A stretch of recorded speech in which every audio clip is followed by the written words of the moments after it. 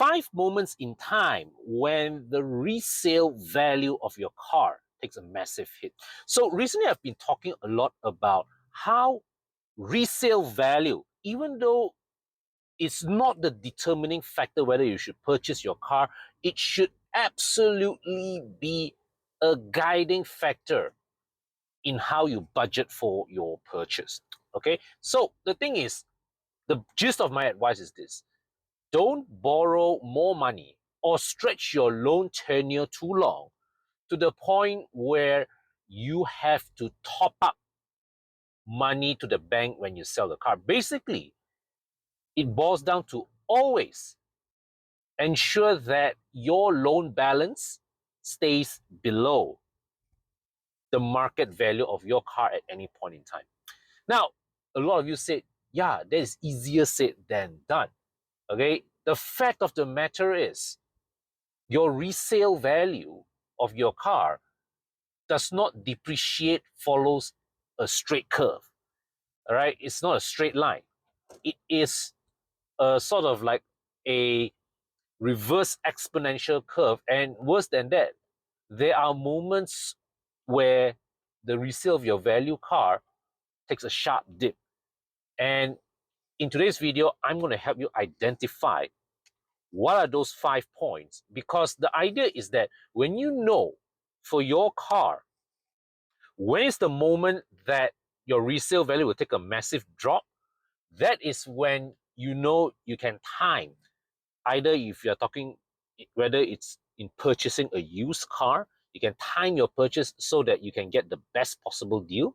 Or if you're selling your car, you want to time your selling of your car so that you get back as much money as you can. So the thing is, there are 5 factors at play here that will cause your used car value to take a sudden dip. And out of the 5 factors, 3 of them, the timing is pretty fixed one. 2 of them is unpredictable. In today's video, I'm going to run through all 5. The first one, of course, is the moment you buy your car, right? There's the common wisdom in car buying that the moment your car leaves the showroom, you already lose 20 or 30% of the new car value. So that is why I highly discourage taking 90% loan, because you owe the bank 90% of your car's value. But the moment it leaves the showroom, the car's value is only worth about 70 or at best 80% of what you bought it for. So from day one, you are already playing catch up. Now, the second moment in time when your car's resale value takes a massive hit is when warranty ends. And this is even more prevalent in cars where, in brands, where the distributor or the manufacturer give you free service. Okay, like Ford, like BMW, like Mazda. All right, they bundle the first 3 to 5 years of your car servicing into the purchase price. So the first 3 to 5 years, when you go and service your car, you don't have to pay anything. But the flip side is that when you hit that 3-year point or 5-year point, your resale value takes a drop.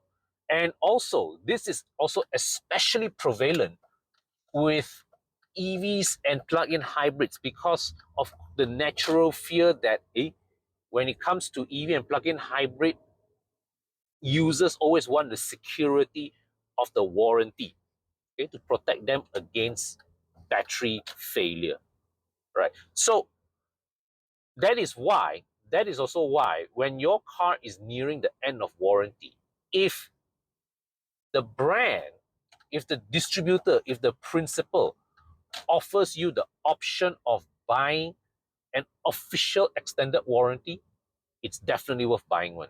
All right, not because it will increase the resale value of your car significantly, but rather, let's say, like for example, your car versus another car without a warranty at the same price, a potential buyer will take your car first rather than take the other one. So it eases the selling of your car. You can still charge, your car is still worth a small premium over the market, but the bigger benefit here is that your car becomes much easier to sell because you have a longer warranty protection compared to another car of the same age and the same mileage, right?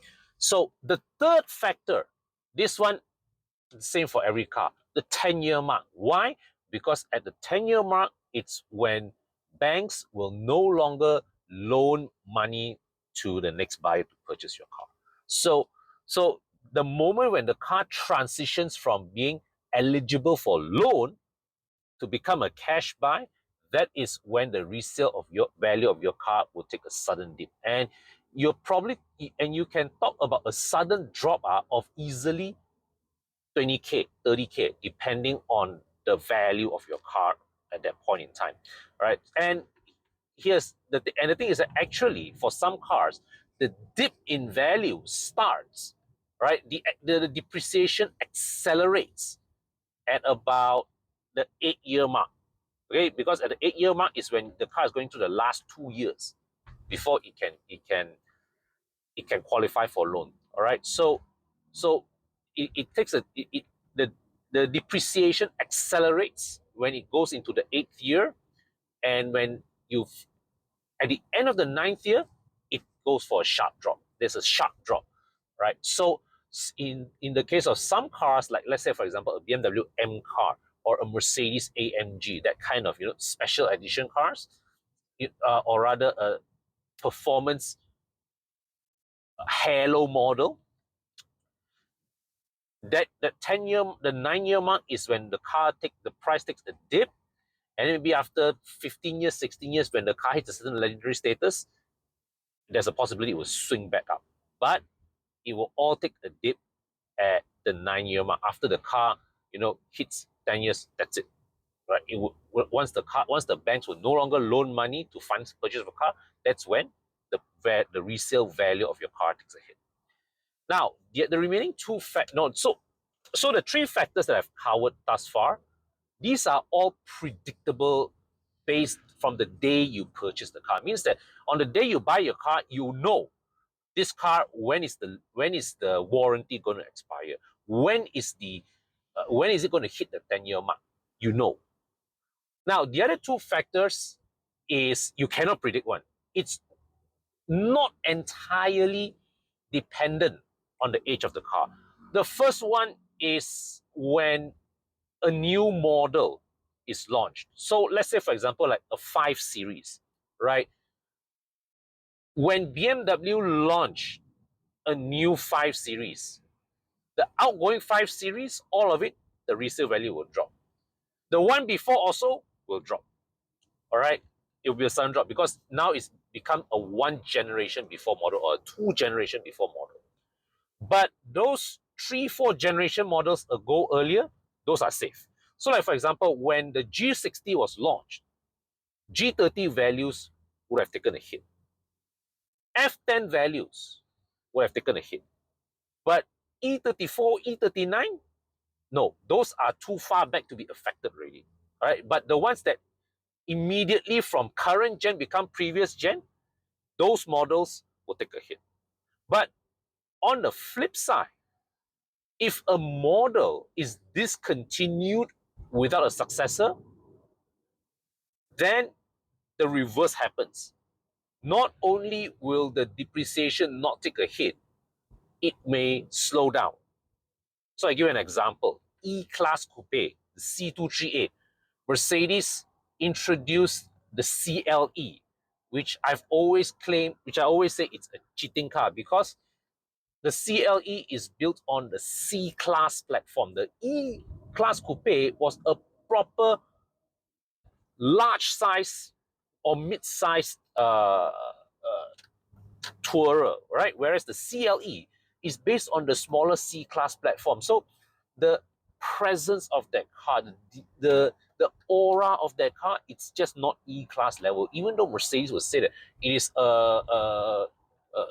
no matter how Mercedes positions it, right, in terms of the substance of the car, it's just not E-Class level. So For me, the E-Class Coupe, all right, because there's no successor, the resale value, the depreciation of the car's resale value slows down.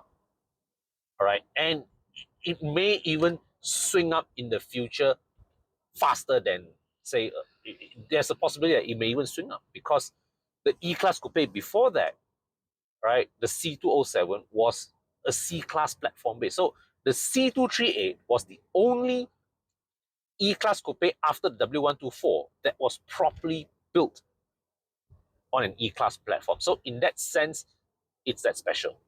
Now, there are also other special cases, right? Like what I have also mentioned before. The current influx of Chinese cars, right? The Chinese brand cars right now, from what I see, they are not holding to their resale values quite so strongly yet. Because fact of the matter is, number one, these cars are still, the long-term durability of these cars are still unproven, okay? And they still don't have that brand strength that the legacy brands have. All right. So yes, a lot of buyers are ready to experiment with the Chinese brands when it comes to buying new. But when it comes to buying used, people are still sticking with the Mercedes, the BMWs, the Toyotas, the Hondas, the brands that they know and that they are familiar with. And finally, the last factor, the last cause of a sudden dip in your car's resale value. This one really cannot predict one. Accident, major accident, right? Whereby it's not severe enough to cause the car to total loss, right? But it results in noticeable chassis damage, right? Whereby the front, maybe like the front end, you see the chassis Bangkok already, they have to straighten back. That is when the resale value of your car, it does take a significant hit. All right.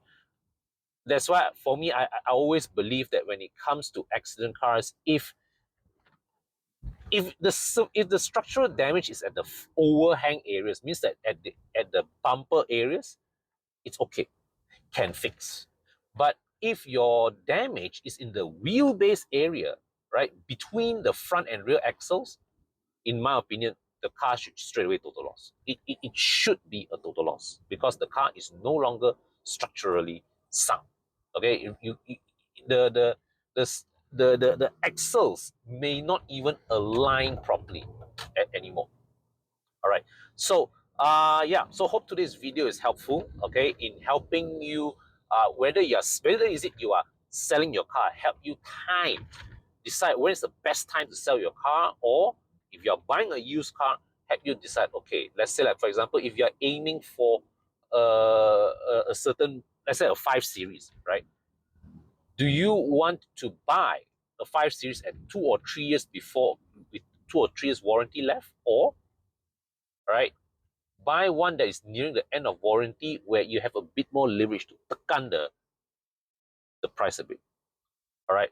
So yeah. So that's how you can make use of the info, of the insights that I just shared with you.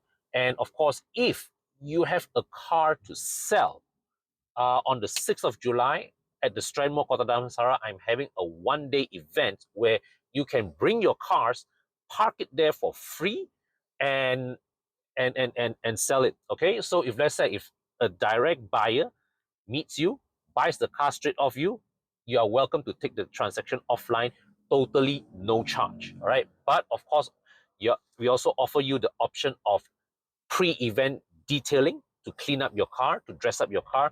If you need a 200-point inspection, that can be arranged. And of course, if let's say if you transacted and you need help with the processing, whether it's Puspacom, JPJ name transfer, or even arranging bank loan for your buyer, facilities are all available. All right. So that's it from me today. If you are interested if you would like to participate in that event, there's a form in the description section below where you can register your interest and my team will be in touch. All right. So that's it from me today. Until my next video, take care, stay safe, see you soon.